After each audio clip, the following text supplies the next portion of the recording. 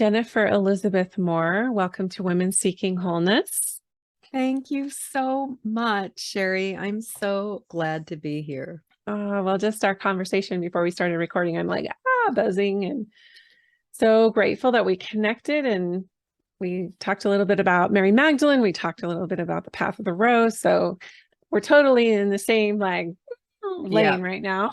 Absolutely. I always like to kind of start.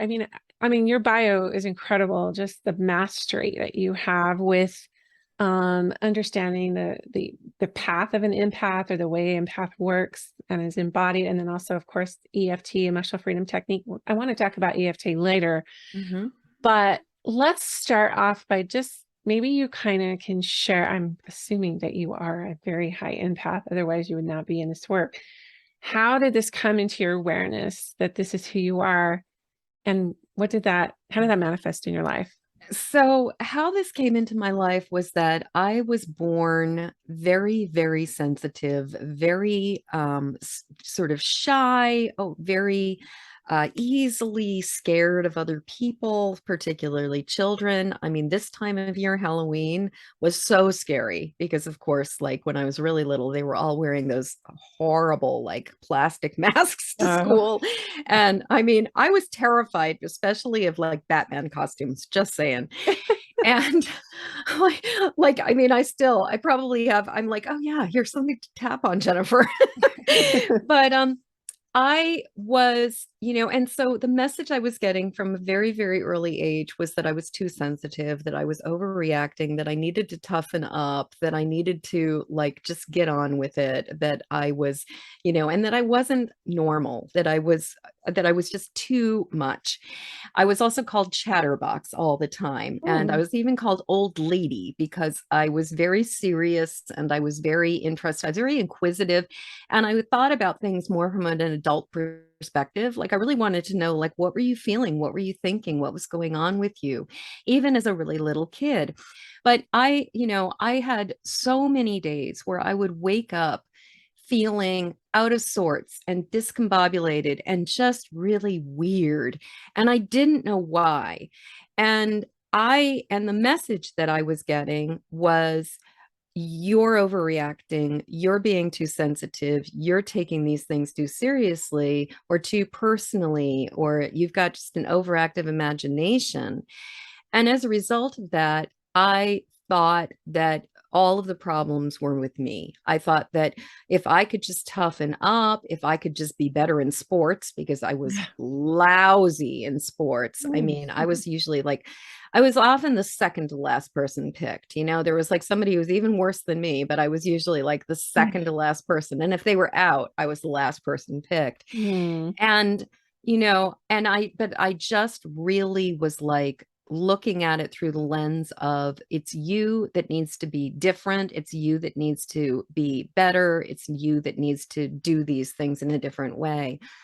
And when I was about 9 years old, I had what I consider my first prophetic dream, where I dreamed basically that my mom died. And the next day I learned that my very first BFF's mother had died in a couple states away because they had moved out of the area. And I hadn't even been in touch with her for maybe 3 years at that point. But I vividly dreamed about my own mother dying the night that her mom died.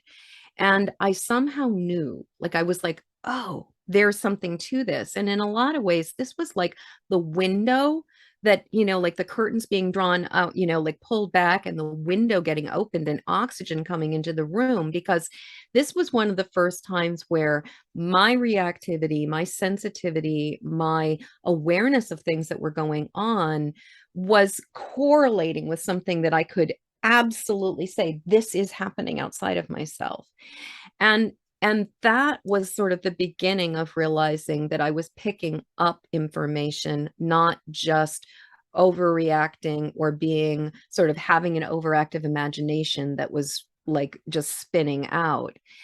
And the journey was a long one. The journey was a convoluted one. I sought first food and books, especially sugar and books, as a way to self-soothe and to try to calm my nervous system down. And then as I got older, I sought relationships and getting into one impossible romance after another with people who were generally atheists and emotionally unavailable. And also, exploring, experimenting with some drugs and alcohol, and just trying to find a way to feel okay when I was super open and super sensitive, and most of the time just feeling really, really anxious. And it was actually the ineffective self soothing and coping mechanisms that were not working that actually led me into the path of healing and recovery. And so by the time I was in my mid to late 20s, I started working with a therapist who happened to be very intuitive, very psychic. And she was the first person who started to, I'd come in, I'd be in a state, and she'd talk with me. And probably like 9.5 times out of 10, she would help me to recognize that my mood was in direct response to an encounter I had had, an event that had happened, something that was going on, and that my state had been pretty much fine before I connected with this person or this situation. And then I was spinning out afterwards. And so she was the first person who helped me to start recognizing, oh, I'm good. And then I have this encounter, and then I'm really not good. Like I'm So really it's more like, feeling oh, off. what a gift to have such an astute therapist who had I a was spiritual so slant.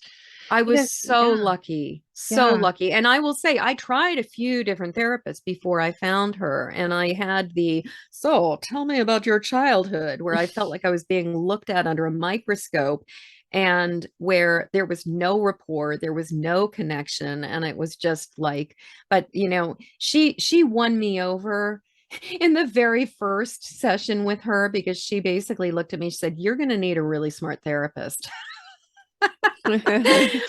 She was like, "You're clearly really smart. You need somebody who has a clue." And that was, I think, the thing that kind of, she appealed to she appealed to my intellectual vanity and brought me in. But yeah, I was very And fortunate. so how long ago was this? Oh, good Lord. Many years ago, decades ago at this Okay. point in But you time. were Yeah. young enough that it was just kind of affirming that that you had a sensitivity to your environment that was uncommon. Yeah. And Yeah. so you weren't always personalizing that this was about you.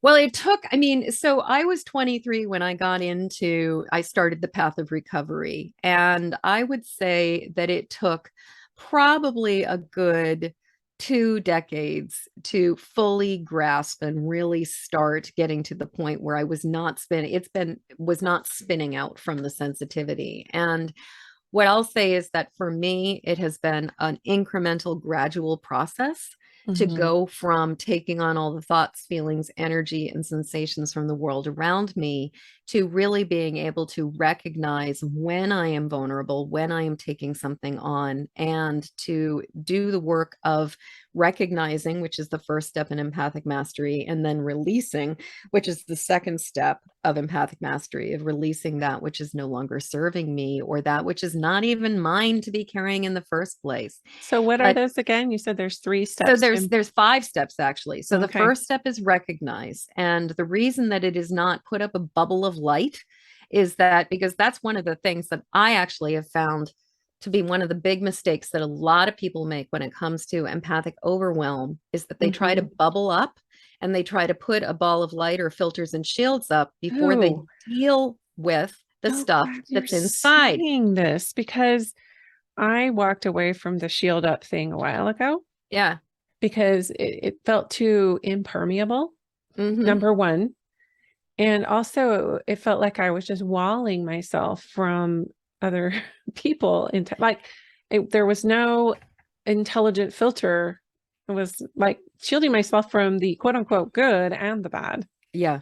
Well, and it's also, if you're just putting up a shield and you're putting yourself kind of in a bell jar, if Yeah. you are carrying around a lot of negativity already because you've already absorbed a ton of toxic energy, then it's the way I think of it is it's sort of like, drawing a bath, taking the bath, leaving it really filthy and not draining the bathtub and then pulling the shower curtain around it.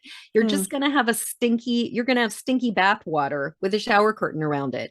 And the thing is, when we don't deal with the stuff we've already absorbed and we put a filter and, a shield up around it, what happens is all of that stuff that's inside kind of like, bombards the inside of the shield.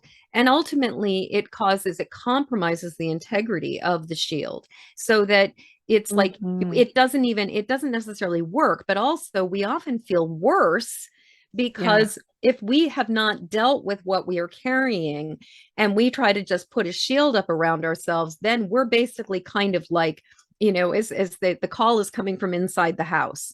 Yeah. And Love and that. so recognize is the first step. Recognize. And the thing that I've come to realize, especially as I've been teaching the Empathic Mastery Academy, this round that I'm doing actually right now, that what I have really come to recognize or understand is that there are multiple stages to the idea of recognize. And before we can recognize like that anything like what's ours and what's not ours, first we actually have to recognize ourselves as empaths. We have to understand what that means and recognize like how that affects us and how it makes us vulnerable and what that's about. And sort of to answer the question that I'm imagining you might be asking is, what is an empath? Yeah, And because the you thing, hear, I love how you delineate empath versus empathy. empathy, which And they are very, very, very different. yeah.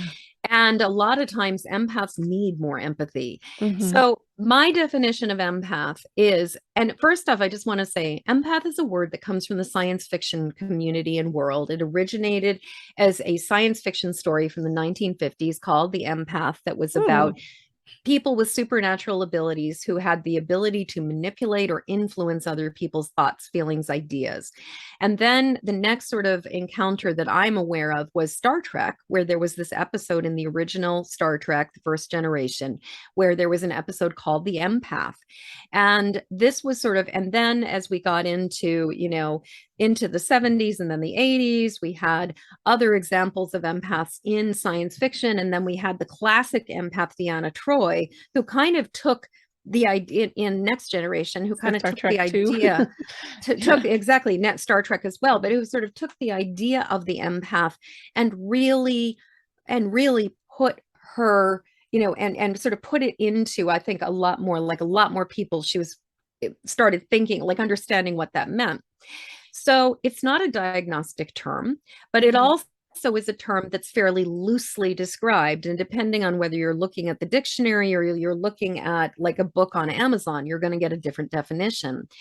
My definition of an empath is a being who has the capacity to pick up all kinds of information and energy that is coming from the world around them. And I'm saying being, not human, because they can be dogs, cats, and creatures can be empaths too. And the thing is, we pick up the thoughts, the feelings, the energy, and the sensations from the world around us. But what distinguishes an empath from any other kind of psychic or intuitive or medium or channel is that when we have those kinds of abilities, we are open to receiving information, we understand we're receiving information, and we recognize that it's coming from outside of the house. Mm. As an empath, the thing that makes being an empath so much more challenging than any of these other abilities is that empaths process information as if it's their own. And so we feel the things as if we're feeling them, as if they're our emotions. We think the thoughts as if we're suddenly worried about being really sick with something or suddenly being financially destitute. Or an example of this would be when the war in Ukraine broke out. I kept having these visions of me and my cats and my dog walking down our road escaping. Mm. And it was like mentally, I was processing it through my filters and my experience instead of seeing these other people going through this experience. And so, and even that example of the prophetic dream was very much through the filter of an empath. I didn't see my friend and her mother and have a vision of that happening there. I processed it through my own feelings. I was blue. I was depressed. I was sad. I was grieving. But I also processed the vision as if it was my own, seeing my mom die, she's still alive to this day at this point in time. So so that's one of the things that I think is really fascinating about being an empath is that it is that we experience information as if it's our own. And if you think about a culture that's constantly telling you, especially as a child, you're being too sensitive, you're overreacting, it's all you, problem is yours, pay no attention to the, man behind the curtain, pay no attention to that pink elephant that's in the middle of the room. What do you mean? Mm-hmm. No, daddy's not angry, mommy's not sad, none of this is happening. You're just making stuff up. And so what happens is a lot of us need to recognize ourselves as empaths before we can even begin to start recognizing, going into the deeper levels of recognize. So first step of recognize is recognizing what we are. Second is recognizing when we're feeling out of sorts or wonky or sort of like out of balance. And in many ways, we have to recognize what our default is, like what our baseline feeling state is before we can even recognize when we're not in that baseline. Then from that, we start asking the question, is this mine? Am I taking on something? And from that recognize, then we start asking the questions, what's mine? What's not mine? And then we can go in for the really deep detective work where we start to ask the question of like, where is this coming from? What is this about? Is this something that's inherited? Is this something from a past life? Is this something coming from a global experience? Like, why am I feeling this? Picking this up from the collective. So let me From the ask you collective, this, yeah. With this part of recognize, Yeah. What would be the advantage of being an empath if you are running, let's just say, information or sensations through your body as if they are your own? What is the design in that? What is the Well, intelligent design in that? so I think for one thing, the intelligent design in that is that we as a species are doing a lot of really, how do I put this tactfully?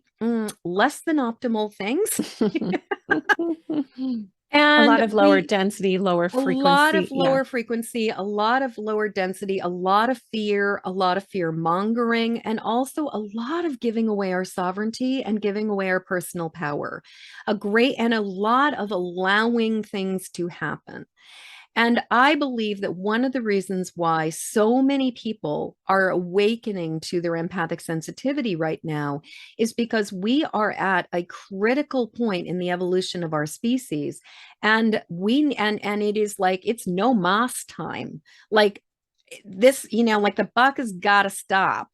And there are things that just really like we need to make better decisions as a species about our climate, about how we treat women, about how we treat people, people with different colored skin, about how we respond to people who have different gender expressions or love different people of with different gender expressions. Like we need, like the way we are approaching things right now is perilous.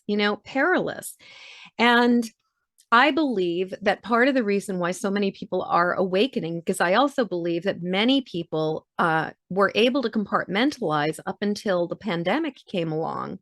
And then all of a sudden, with the intensity of fear that has been swirling around the planet, people have not been able to shove it away or push it down or push it, It's almost like stop it. someone had to feel it.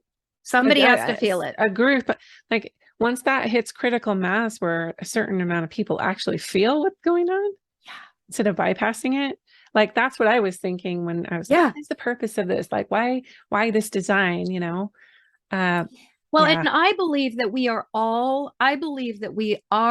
there's some people say like everybody's an empath. And I would say yes and to that. I do actually believe that unless somebody was born was miswired, like there's brain damage and there's like there's wiring damage that causes them to be incapable of picking things up. And I do believe that we are not all created equal and we're not born exactly the same way. So that there are some people I see empathic sensitivity as sort of a spectrum. And in the same way that I will never, ever, ever, ever, ever be an NBA player in this lifetime, there are some people who will never, ever, ever be a highly, highly, highly sensitive empath like I am and like most of the people that I work with are. But I also believe that as a result of like 5,000 plus years of trauma that we have been kicking down the road, as you know, and what I've also been realizing is that, you know, I've been reading this book called Mother Hunger by this woman, Kelly McDaniel, and she talks about the ways that we're influenced deeply by our mothers, our relationship with our mother from being in utero and up to being a toddler, and about how attachment affects us really deeply. And she was talking about the fact that our nervous systems are not functional on their own until we are reach a certain age.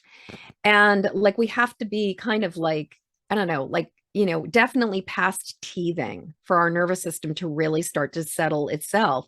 And the thing is, we co-regulate our nervous system with our mothers until that point, including in utero. And I had had an experience, a tapping experience a while back, where I went back to one of my first experiences or memories of being anxious and fearful. And I realized it was when I was in utero, and it was my mother's fear. And so what I realized then, as reading Kelly's book and thinking about my own experience, is that not only are we sort of stewing in our mother's emotional soup and receiving all of her hormones and her experiencing her nervous system as we are in utero and forming, but Yeah. Wow. we also are picking up on all of her thoughts, all of her feelings, Mhm. all of her energy, all of her stories. And what I realized is that if you think about this, it's like every single person, as they're cooking in their mom, is getting the download of all the information that she has inside of her, which she got the download from all the information that her mother had inside of her, and so on and so on and so on. So you're So carrying more than just your mother's downloads. we're carrying Literally like eons, right? eons. We are literally passing the trauma and the stories and the beliefs and the ideas from one generation to the next, because we're steeped. And the thing is, I got this download yesterday actually about this, which is that when we are regulated, when we are healthy, when we are functioning in a stable and well balanced way, then the gift of this is that it's like our in utero time is like receiving the operating manual for how to function as a human being. We are getting all the information about what is the world like? What is pleasure like? What is going for our heart's desire like? What does it feel like to be sovereign in the world? And we pass that information on. But when we as a species started to focus on accumulation and agriculture and stockpiling weapons and money and food, and this happened, when agriculture sort of came in around 5,000 years ago, all of a sudden, the concept of scarcity sort of really started to dominate our sense of the world. And everything just started to change. And so instead of it being that we were kind of receiving the operating manual for that last trimester of our life, or in utero, that last trimester in utero, that what started to happen is we kind of received the anti-operating manual instead. So, you know, Interesting.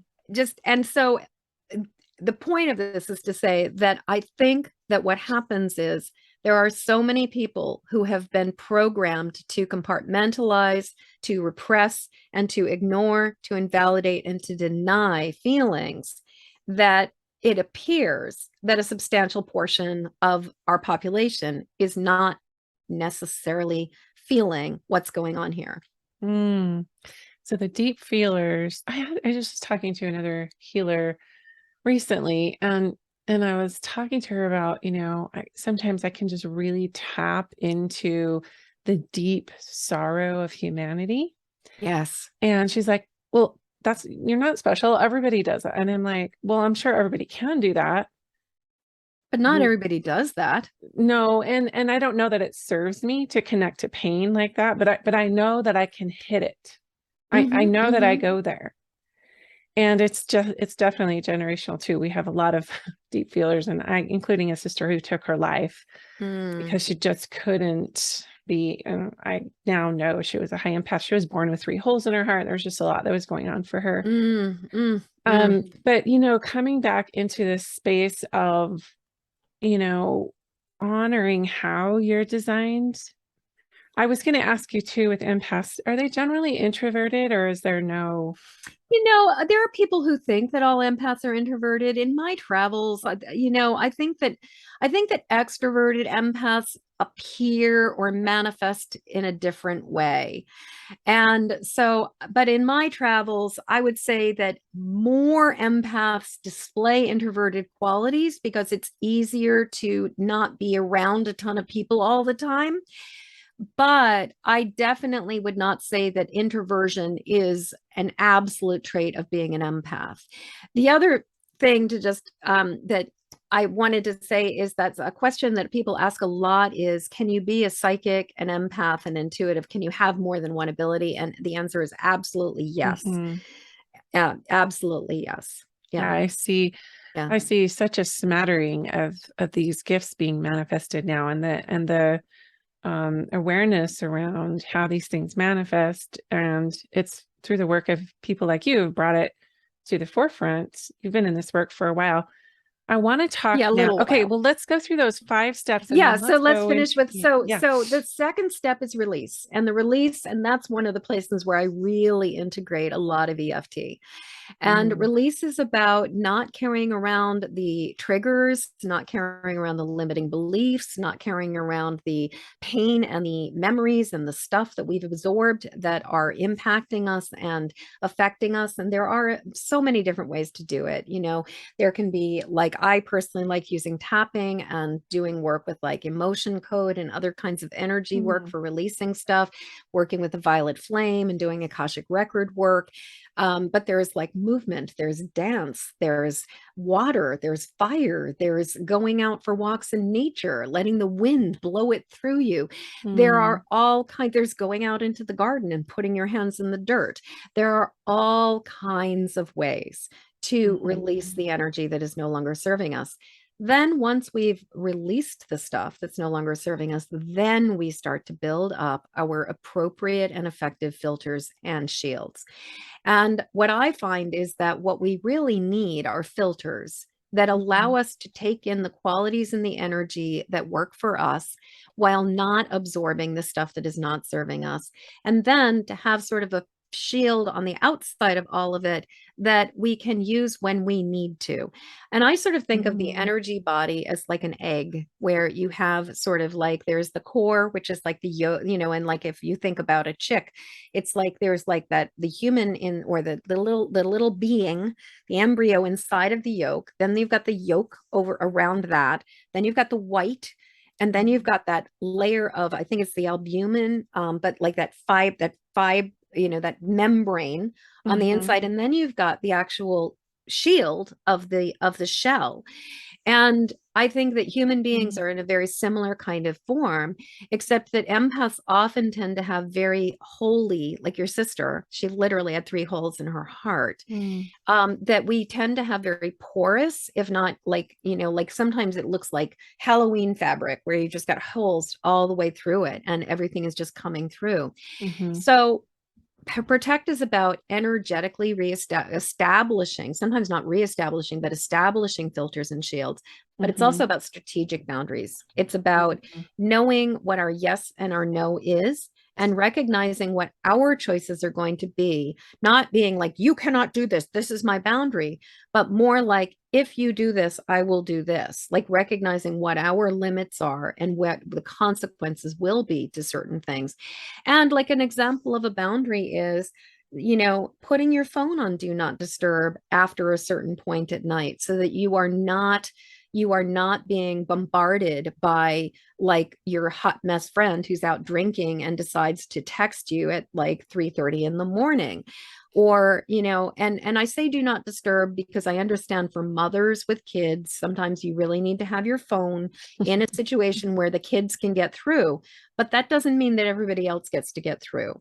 Even Right. something as simple as like with Facebook, setting up the notifications so that when you are dealing with messaging people, it does not show up that you are available and online, and all of a sudden everybody starts texting or messaging you on Messenger because they're like, oh, she's here now.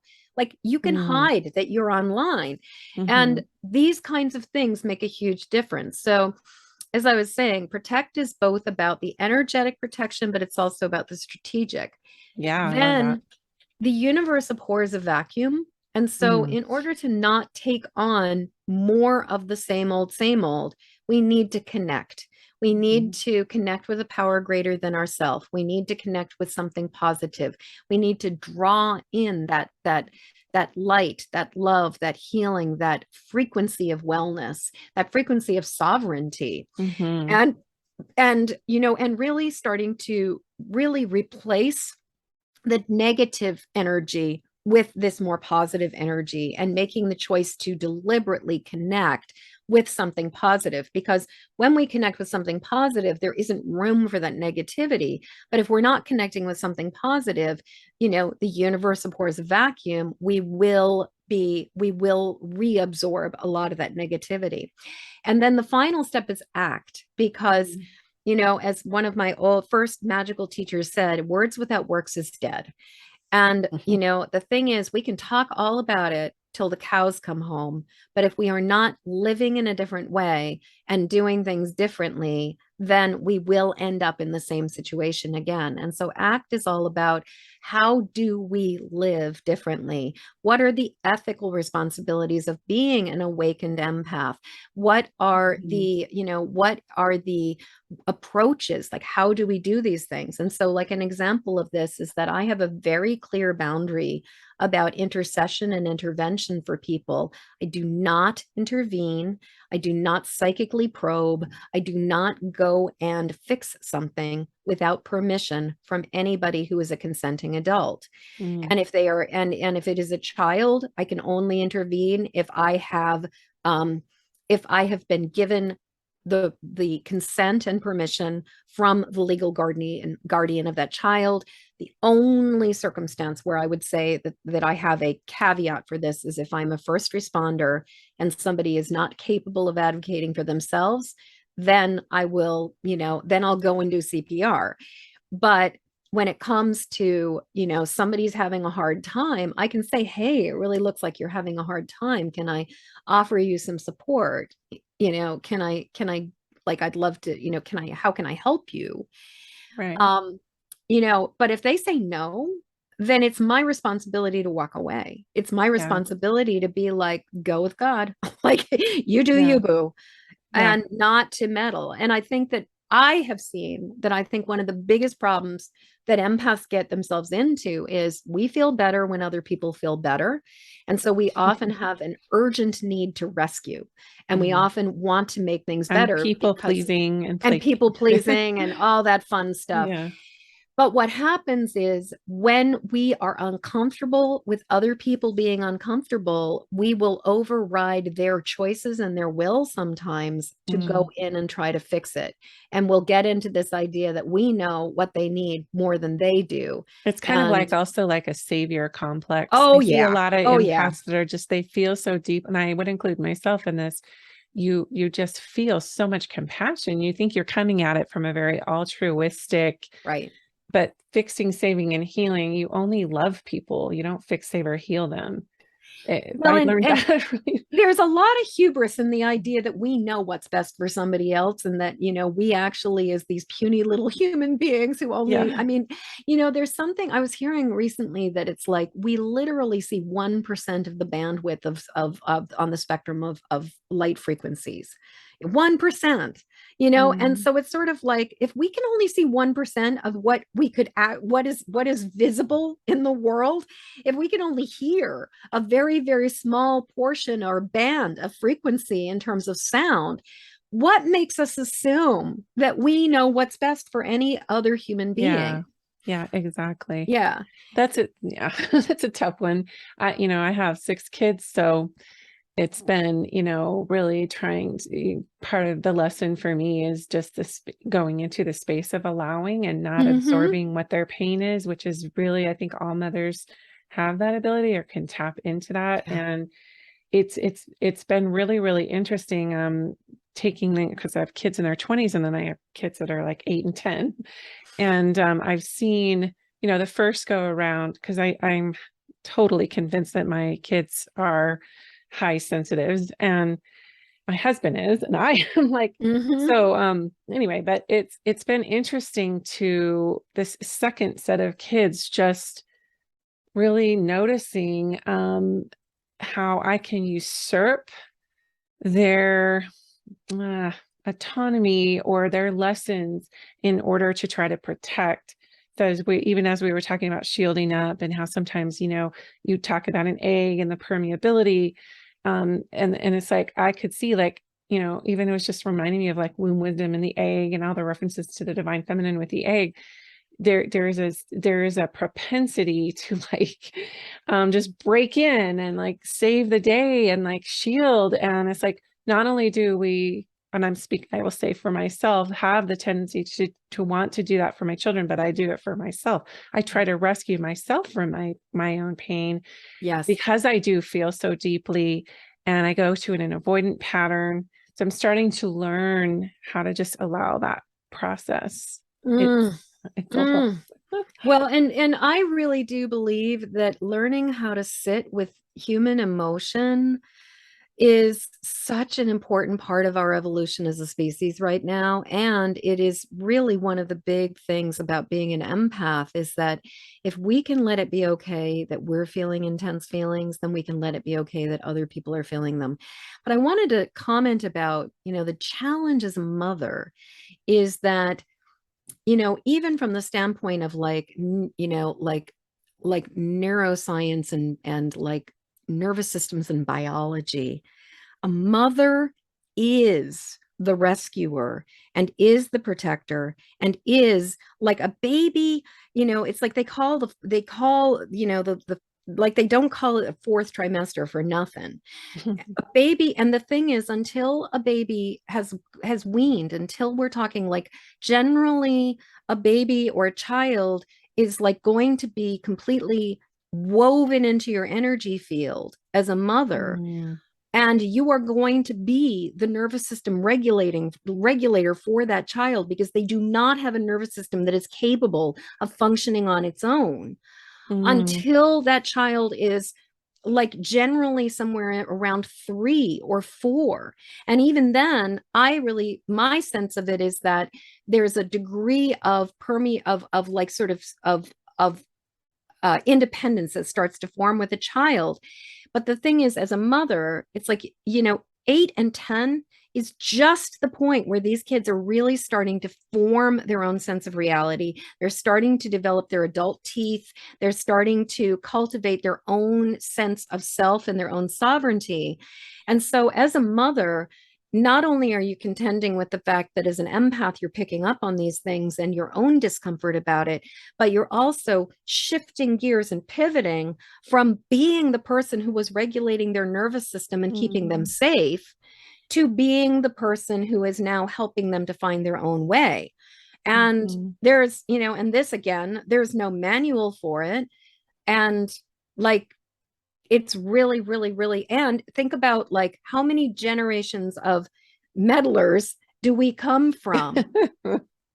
just didn't understand the whole boundary thing. It's just kind of lost on them, right? And Boundaries? What are those? and systems and like Yeah. the rights. Oh, I love this. This is just juicy stuff.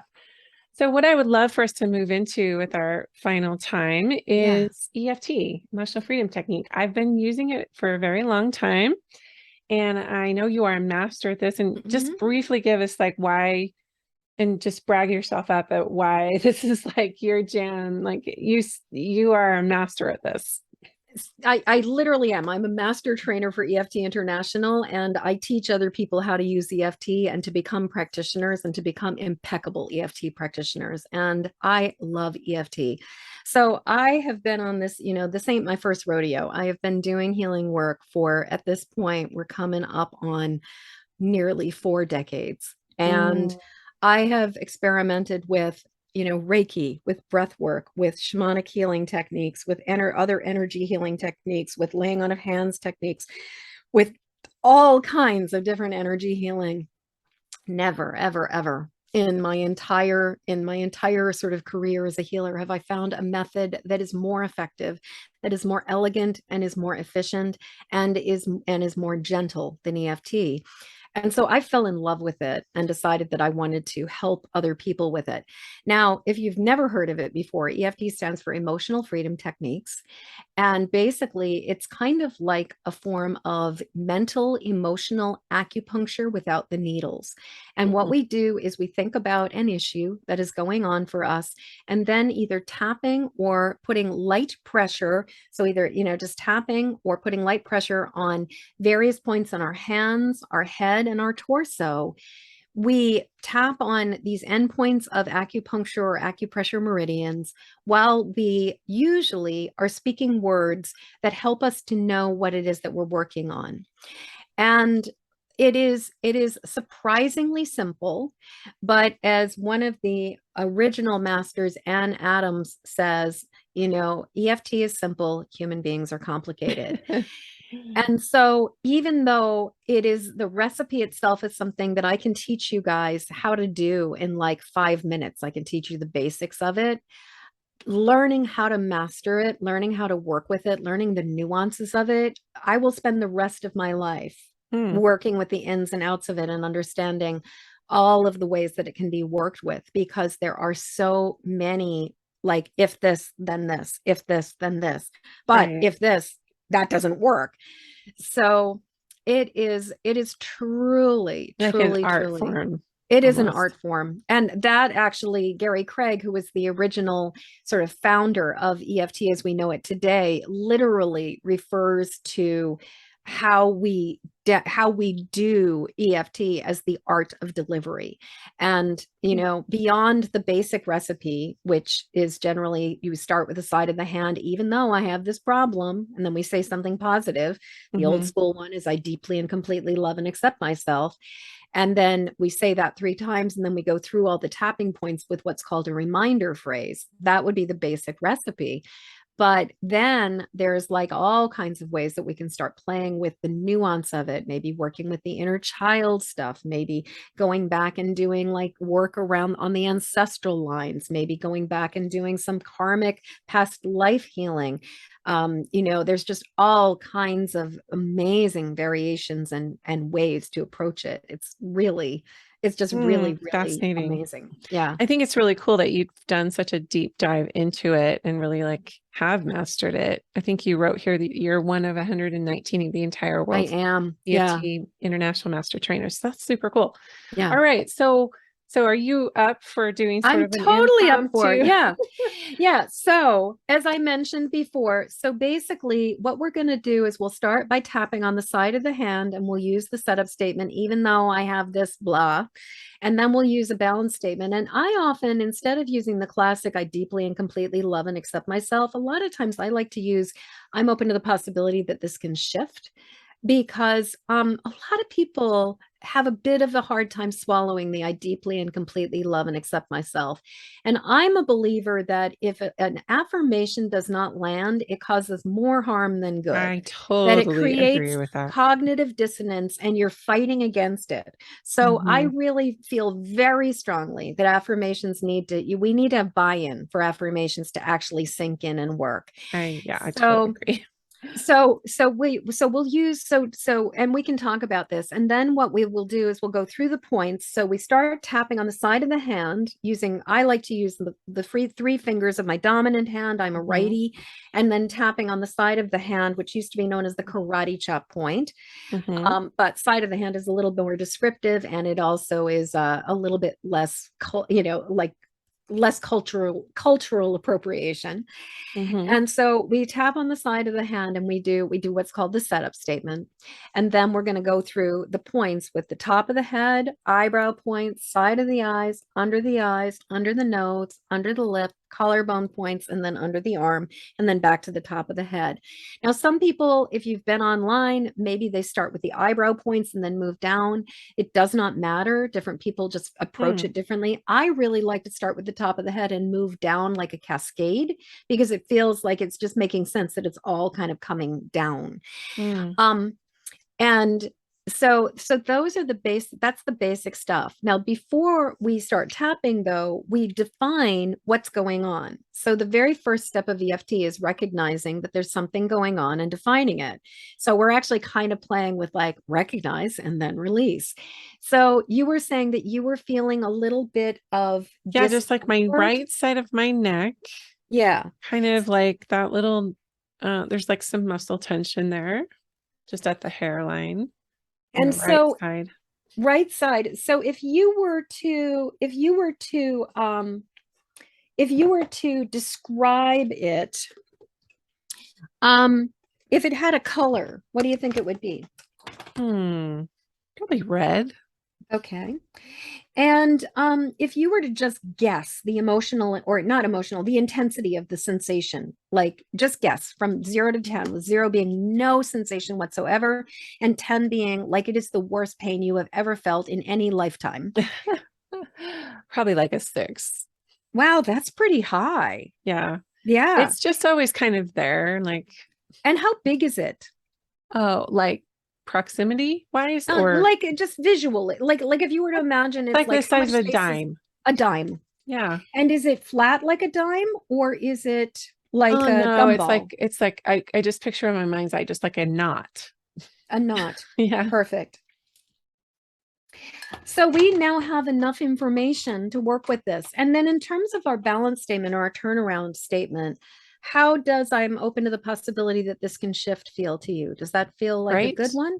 Yeah. Great. Okay. Great. So we're just going to start by tapping on the side of the hand, and you follow along with me and you repeat after me. So it's like a call and response. Okay. So even though I have this dime-sized red knot.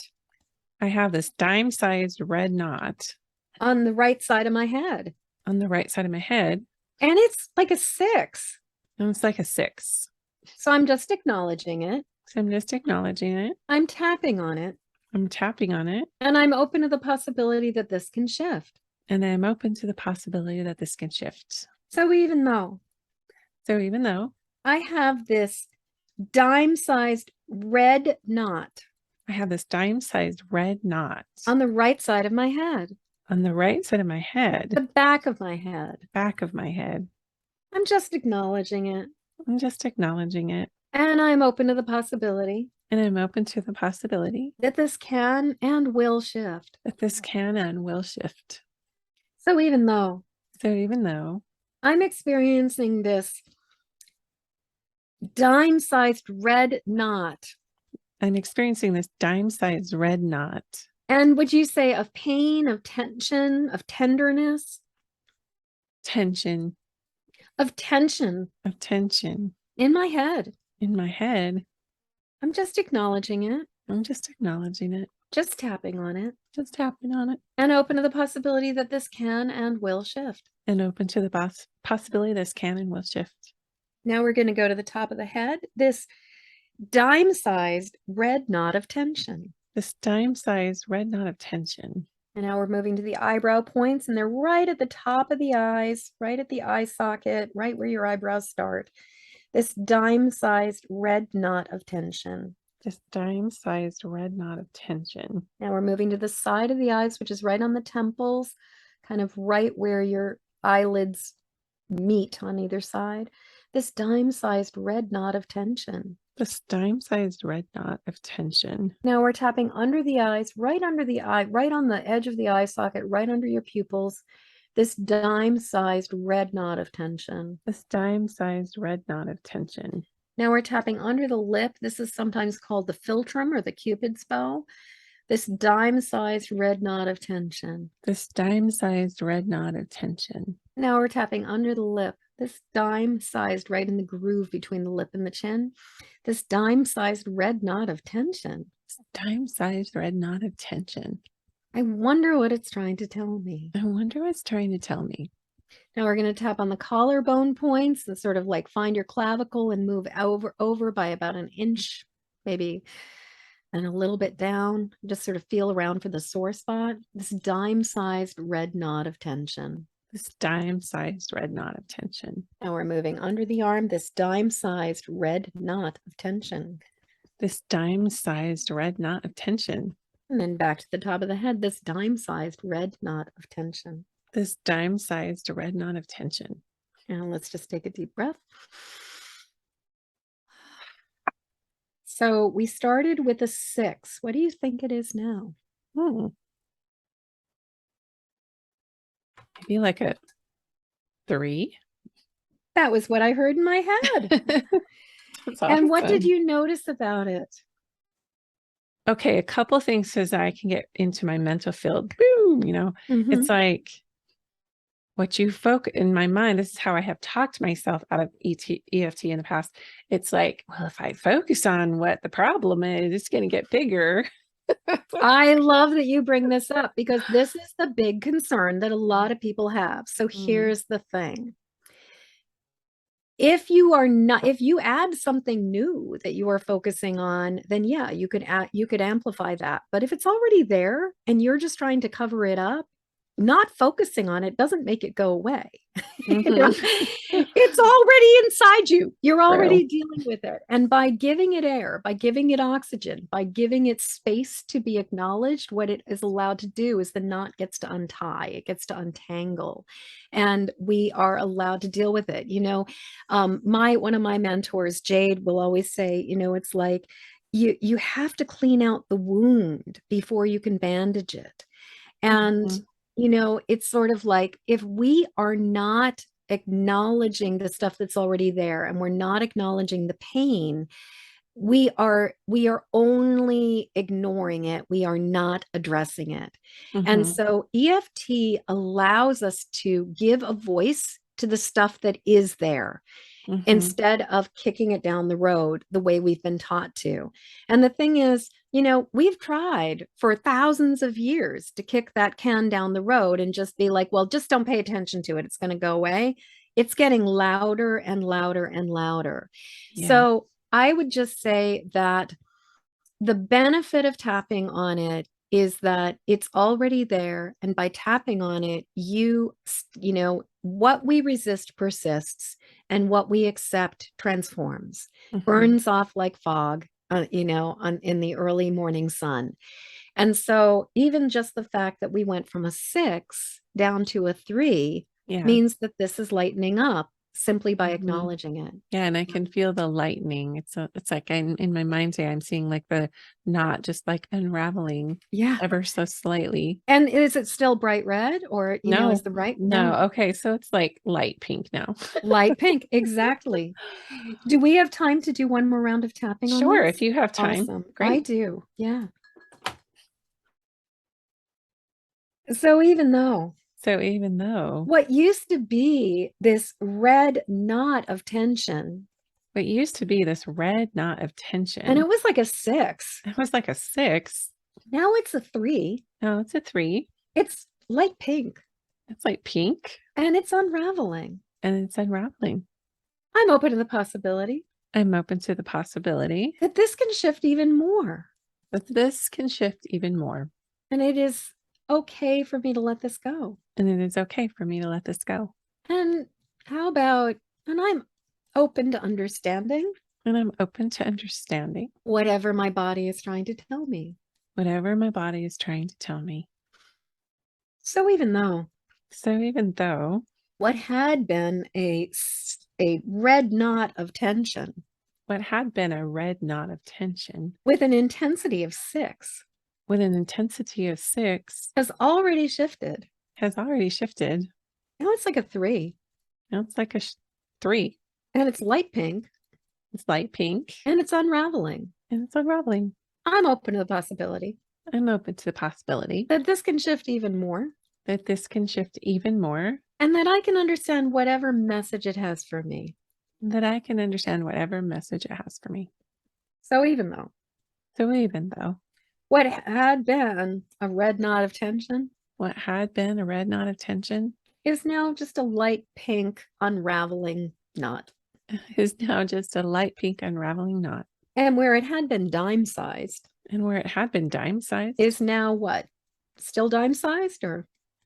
No, like pencil eraser size. Oh, more like a pencil eraser. That was like a pencil eraser, but like a teeny one. A teeny pencil on top eraser. of a pencil. Yeah, exactly. I can see that. Yeah. little pink pencil eraser. Little pink pencil eraser. Yep. I'm open to the possibility. I am open to the possibility that this can and will shift. That this can and will shift. Even more. Even more. And then I can understand. And I can understand whatever message it has for my body. Whatever message it has for my body. This tiny pink eraser of tension. This tiny pink eraser of tension. This tiny pink eraser of tension. This tiny pink eraser of tension. Side of the eyes, this tiny pink eraser of tension. This tiny pink eraser of tension. Under the eyes, this tiny pink eraser of tension. This tiny pink eraser of tension. Under the nose, this tiny pink eraser of tension. This tiny pink eraser of tension. Under the lip, this tiny pink eraser of tension. This tiny pink eraser of tension. I wonder what it's trying to tell me. I wonder what it's trying to tell me. Collarbone, this tiny pink eraser of tension. This tiny pink eraser of tension. Maybe I can understand what it's trying to say. Maybe I can understand what it's trying to say. Under the arm, this tiny pink eraser of tension. This tiny pink eraser of tension. And then back to the top of the head, this tiny pink eraser of tension. This tiny pink eraser of tension. Let's take a deep breath. Mm. Mm. One of the advantages also you have that to answer the question in another way that you like, what's the point of being an empath?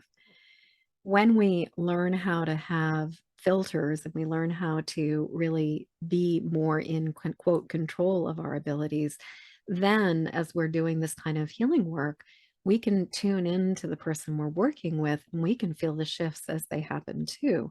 So like I can sense when there's energetic congestion with somebody, and then when it starts to loosen up, I can feel that shift and know the kind of progress that we're making. And so there are definite advantages to both ascertaining or discerning what's going on for somebody, as well as being able to sense what shifts are happening and often what direction to go in as we're doing healing work with people or anything. I interviewed somebody a little while ago who spent 25 years, very, high empath, and worked in the marketing industry and advertising agencies for 25 years because as an empath, they knew what people wanted to hear.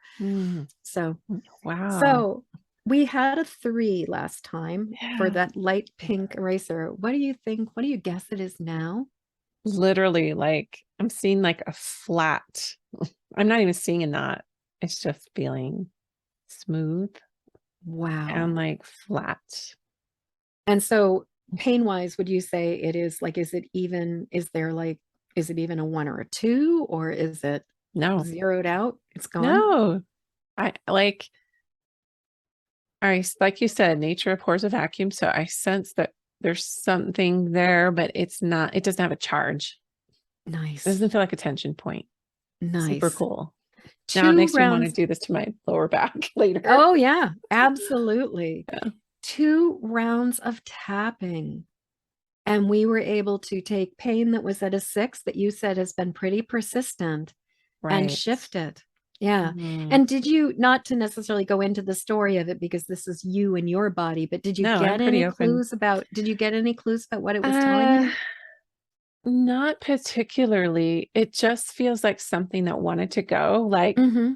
it felt like something like, well, you can relax into that tension, but you don't Yeah. really need to know what it's about. That's kind of Yes. what I got. Yeah. Yeah, well, and sometimes we really, and that's one of the things that is sort of the irony of EFT is that while we are acknowledging the distress, we do not have to focus on it and we don't have to go into the narrative. And actually, what I would say is to go back to sort of the comment or the question about, well, with EFT, aren't I going to be focusing on it?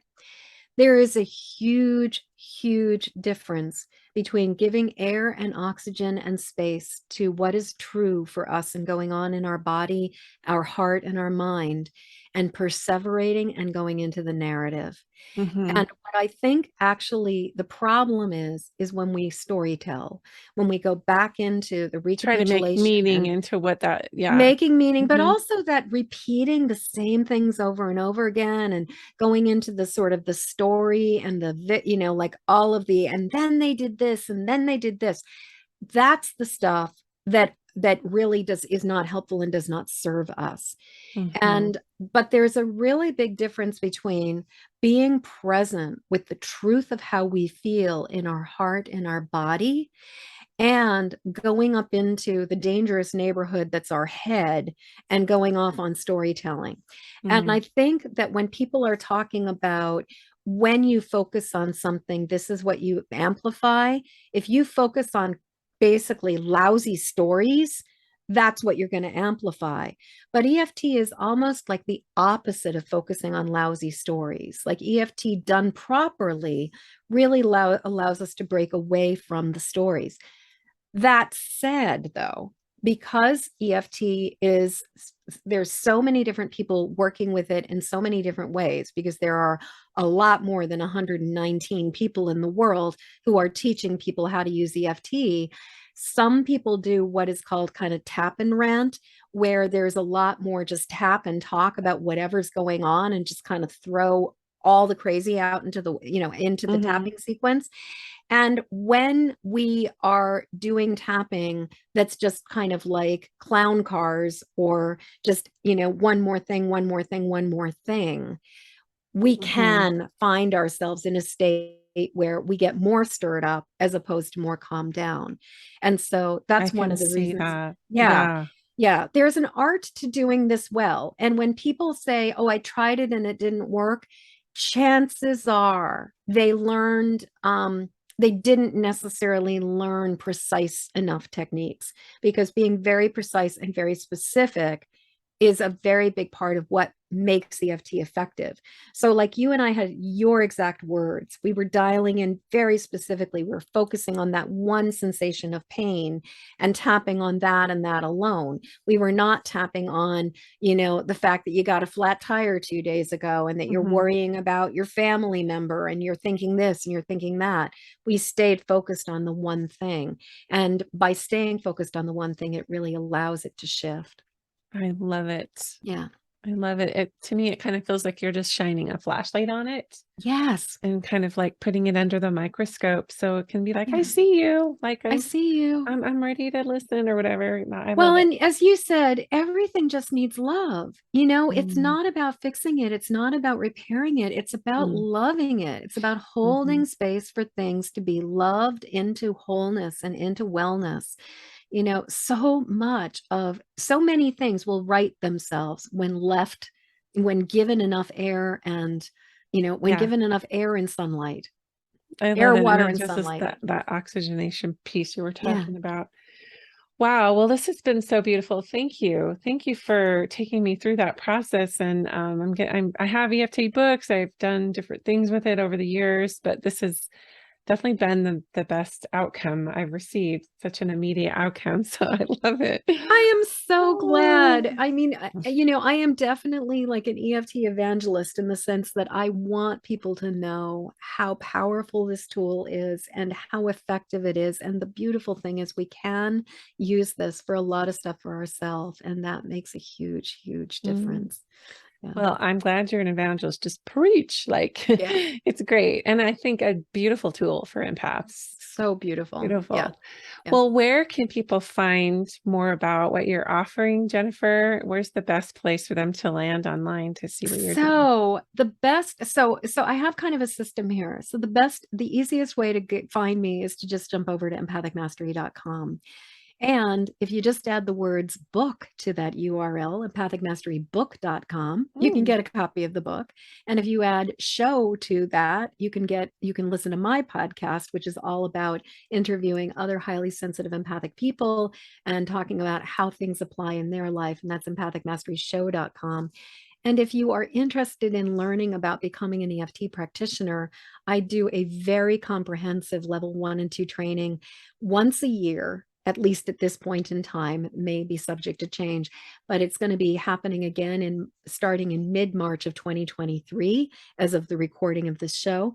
And you can learn about EFT by jumping over to eftinstruction.com. okay. And that way, and Well, they I have like teach visuals and like a map of it. visuals. Well, and it's a live, I mean, it's a virtual training, but it's live in, you know, like interactive training.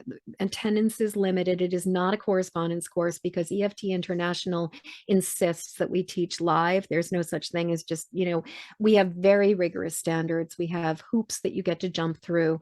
And I personally, my approach to EFT training is, how do you as an empath work with this tool to keep yourself safe and other people safe?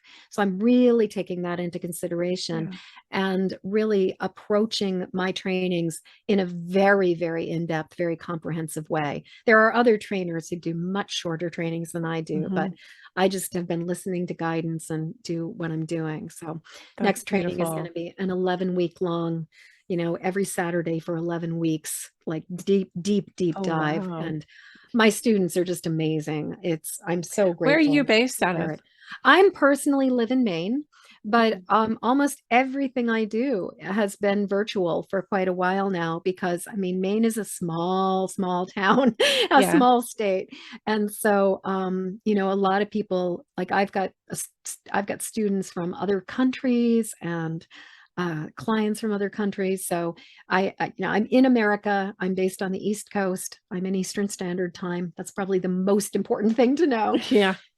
Well, it's been a joy and it's been very enlightening. Thank you so much Sherry, for it's your been time. such a pleasure. Thank you.